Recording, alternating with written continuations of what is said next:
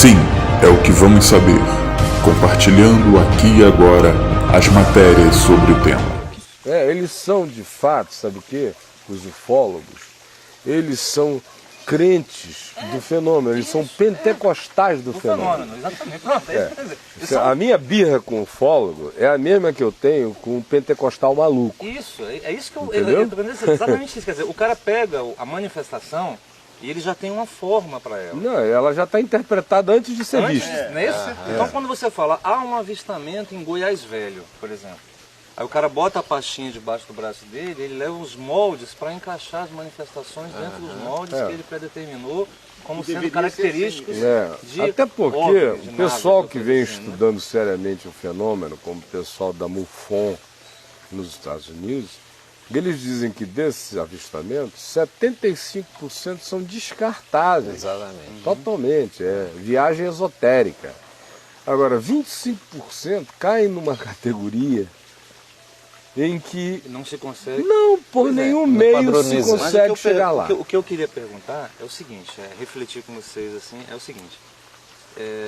Você disse, pessoas veem demônios, pessoas veem anjos, né? Mas quando a gente fala em céu, em aparições de grande amplitude, no céu principalmente, pode ser ignorância minha, mas eu ainda não vi ninguém me dizer assim, eu avistei um grande anjo no céu, ou um grande ser no céu. Os seres a gente sempre traz para o nível terreno. Mas Quando é a gente- ignorância sua mesmo. É Porque eu ignorância conheço milhares. Então pronto, isso já é ignorância. Vai E começar sempre- da minha mulher. então pronto. E quando a gente fala em céu, a gente vê essas naves imensas e naves gigantescas. E por isso eu sempre fico imaginando que, na verdade, concordando contigo com o fato de que o fenômeno existe, mas eu sempre fico achando que ele se materializa de maneira diferente conforme o receptor. Sei, o problema é quando você tem milhares de receptores. Por exemplo, um dia eu estava na Escola Técnica Federal do Amazonas, convertido há um ano, mais ou menos, devia ser 1975. Eu queria muito que alguém de Manaus que estivesse me vendo e tivesse acesso aos arquivos E da outra, crítica. eu não duvido do fenômeno não, viu? Da crítica, do Jornal do Comércio, do Diário da Tarde, de todos os jornais do dia seguinte ao fenômeno, porque eu estava numa aula de física. Isso deve ser fácil achar até pela internet. Não, porque naquele tempo não tinha internet e Mas, os jornais às não vezes- escaneiam para trás. Não escaneiam para trás. Eles escaneiam, eles começaram a botar, tem muito pouca coisa para trás que escanear. Mas você não acha. Você não entra no arquivo do Globo e vai até o Globo número 1. Você não passa de 1990 e pouco para trás, 80, não vai para trás. Ainda mais em Manaus. Se não for lá para abrir a pastinha, ficar vendo arquivo por arquivo, não vai achar não. Mas está lá. Porque eu já tinha 19 anos de idade, pregava o evangelho com a mesma cabeça de olho aberto que eu prego hoje. E mais 4.000 na Escola Técnica Federal. E a cidade inteira vimos. Conta isso pra nós. Assistindo uma aula. Dentro da classe, professor Bessa, professor muito bom de física, cético até onde se podia ir. Não é? Fazia questão de cada aula, ele tinha que chegar com alguma coisa para desmontar alguma crença. E gente boa demais.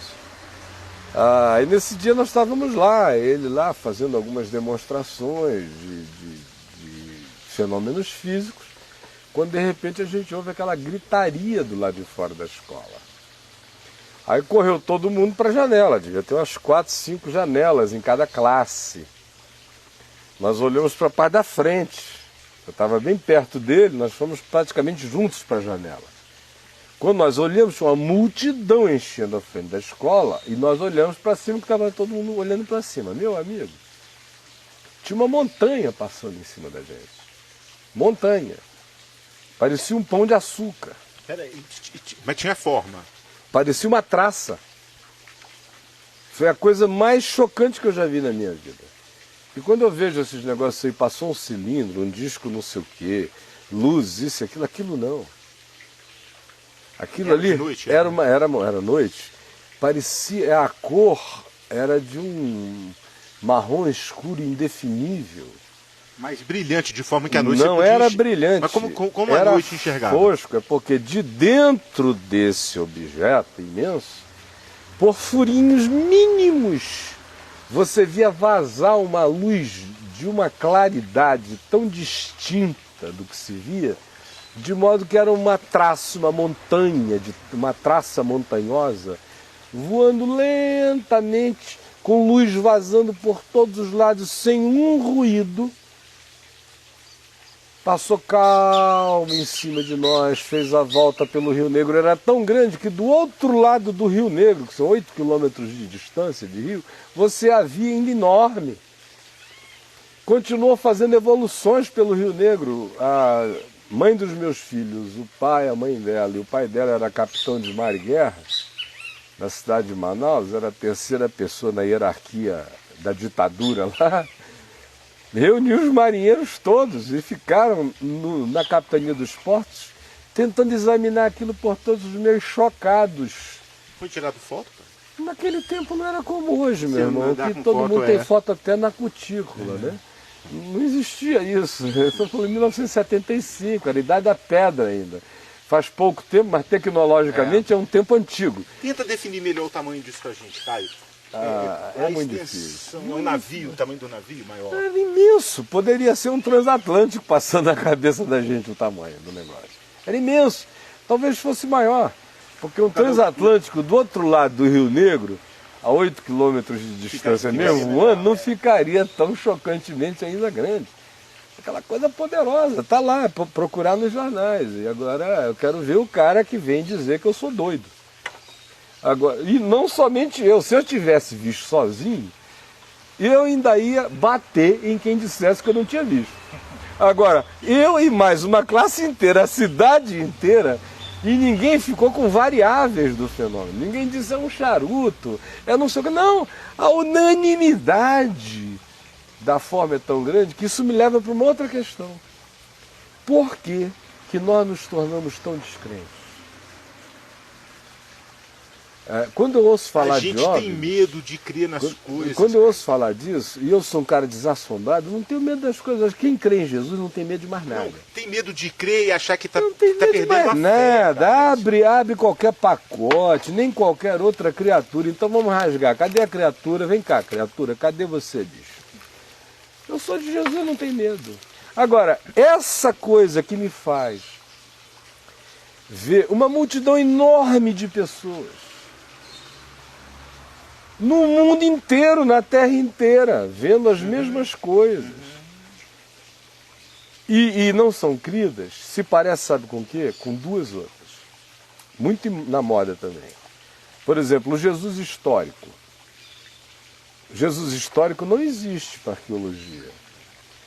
Começou a existir agora, que encontraram essa tumbinha lá de Tiago, não sei o quê, irmão de Jesus em Jerusalém, uma tumbeca. Aí não, existe uma evidência que Jesus foi histórico. Agora, Pôncio Pilatos não era histórico. Até que acharam uma pedra em Samaria escrito Pôncio Pilatos. Nós estamos nessa era de que o testemunho humano e cocô é a mesma coisa. Ao mesmo tempo, nós estamos na era em que faz um pedacinho de osso de qualquer que seja o ente paleontologicamente detectável, e em cima do pedaço de osso eles constroem um monstro, de um outro pedaço de osso ao lado ferido, eles constroem uma história de que os dois se atacaram, luta jurássica, e fica todo mundo vendo como se tivesse sido. Não, e olha que legal. Mas eu não terminei, é sério que eu estou dizendo. Não, mas olha que legal. O que você acabou de falar. Antigamente, o profeta falou que viu roda com olhos para tudo quanto é lado. E ninguém viu. E foi crime. Mas porque se hoje ele dissesse, a gente internava o cara. Pois é. Então, olha só. Esse critério com o qual nós estamos julgando é o critério com o qual nós seremos julgados. Quem fotografou a ressurreição? Tinha alguém mais predisposto a ver o ressuscitado? Esse senhorzinho, tenente de Colares, estava mais predisposto a ver o ressuscitado do que Maria Madalena? Depois de 3 anos de paixão e de experiências táteis de todos os graus? Ou seja, se você for trabalhar em cima dessas categorias, nós terminamos de matar o homem como ser que testemunha. Nós acabamos de terminar com a possibilidade da credibilidade de qualquer que seja o testemunho humano. Nós já estamos num ponto tão grave que até quando se filma, a descrença intrínseca é tão grande que o cara diz, não, deve ter sido alguma incidência inexplicável de luz que produziu isso. Já nem isso serve. Por quê? Porque a predisposição é negar. E pior ainda, o Juruma gravou o que eles diziam lá e não se viu nem como prova as próprias palavras daqueles que gravaram, de tanto que as pessoas não acreditam mais na outra. Então, nós estamos entrando num momento grave, a meu ver, é sobre o significado do que seja ou não seja testemunho humano, do que seja crível e do que não seja crível. Então, por exemplo, eu quando apresento um negócio desse aqui, não é porque eu seja um aficionado, não penso em outra coisa, eu passo a vida fazendo outras coisas sem pensar nisso. Eu só acho que esse é um elemento ilustrativo, extremamente ilustrativo e significante do que está acontecendo com a maquete interpretativa da mente humana e com a mudança de paradigma, de afirmação e de validação ou não Do que se afirma. de qualquer que seja o testemunho. E mais do que isso, nós estamos entregando a um grupo mínimo de pessoas o poder de determinar se é real ou não é real. É isso que está acontecendo no fim das contas. Então, mais do que essa viagem aí, o que me intriga é a transferência de responsabilidade interpretativa para terceiros. O que me intriga é a Pro bem e pro mal, né? Pro bem e pro mal. É a nulificação do testemunho humano. O que me intriga é o espírito de estelionato e mentira que se está transferindo para qualquer que seja a declaração humana.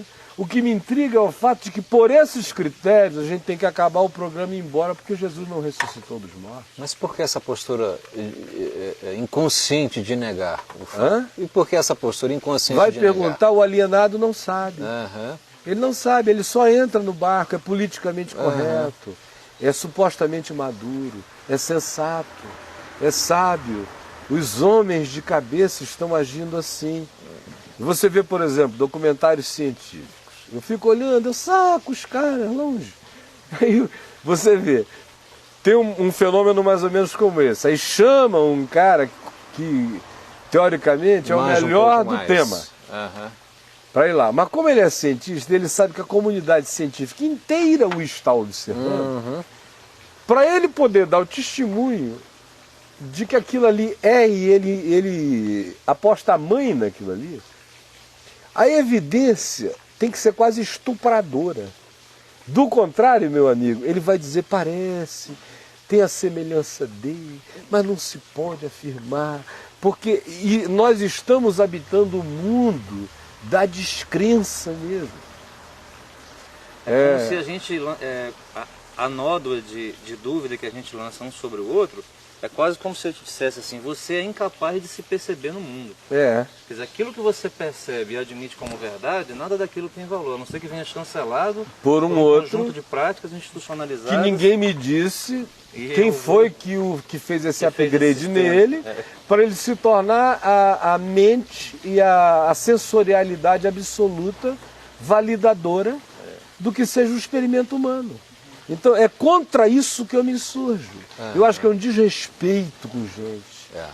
É um desrespeito com gente ferida, com gente machucada, com gente que morreu, com gente que ficou enlutada, com gente que ficou tão engasgada com o que experimentou que acabou se matando. Semelhantemente é como a questão dos judeus, por exemplo, né? Que você chega ao disparate de haver quem diga, escreva e quem siga essa doutrina de que o Holocausto não aconteceu. Ainda que o cara te mostre pessoas mortas, né? Pessoas Aos milhões. Aqui, ó, eu tô aqui com a minha marca de Auschwitz, aí o cara olha e diz, não sei, sai, No vídeo lá. O cara vai e diz que não houve, ele fala mesmo. Os processos de auto-engano são infinitamente mais poderosos do que a imposição da realidade. Esse é que é o fato. Houve um tempo em que a realidade era mais poderosa do que o auto-engano humano. Porque o homem não descria do homem tanto quanto o homem descrê do homem hoje. por todas as razões justificáveis e injustificáveis também. E, sobretudo, pelo endeusamento da categoria científica como sendo a única que possui os sacerdotes pra com validar. poder de validação. E o cara não vê que aquele sacerdote científico que valida aquilo, às vezes no oculto ele faz a bruxariazinha dele, Isso. ele é ultra supersticioso, ele é, Tem as em mandingas casa dele. a mulher dele diz que ele é doido, que ele quer enfiar cabo de vassoura no ânus dela, mas lá no laboratório vestido daqueles valé, ele vira um homem que sabe o que é e o que não é, e essa mentalidade de rebanho vai toda seguindo esse negócio todo. Né? Então, por esse critério, vamos jogar a Bíblia fora. Imagine você se chegasse, o homem da ciência, se chegássemos a 40 anos atrás com um DVD. Todo mundo sabe. Com o aparelhinho daquele, plugasse na televisão e botasse o filme. Seria algo vindo de outro lugar. Ninguém ia acreditar que o homem seria capaz de fazer uma coisa daquela. Alguém teve que sonhar para fazer aquilo. Alguém teve que ir além do que os cientistas sabiam. Há 40 anos eu já não te digo que já tinha rolado muita coisa, né? Pelo menos já era uma possibilidade, perspectiva. Já se tinha jogado bomba, já se sabia como era o átomo, já se sabia tudo isso. Mas você põe há 100 anos atrás já era um susto. E se você abrisse um laptop desse do Jack, na frente de Abraão, ele ia sair na carreira. Na carreira desesperada. É mágica bruta. Isso aí é o que é isso, cara? Isso é uma bola de cristal. Isso é magia pura. Ainda está escrito em pedras. Com fenômenos quânticos. É que a gente acostumou. Né? Agora, veja se isso aqui é possível ser levado a sério no mundo de hoje. É sobre isso que eu estou falando. Vocês não fiquem pensando que eu estou querendo conversar sobre o Roosevelt brasileiro. É sobre a fenomenologia da descrença. Sim. Que me faz um mal.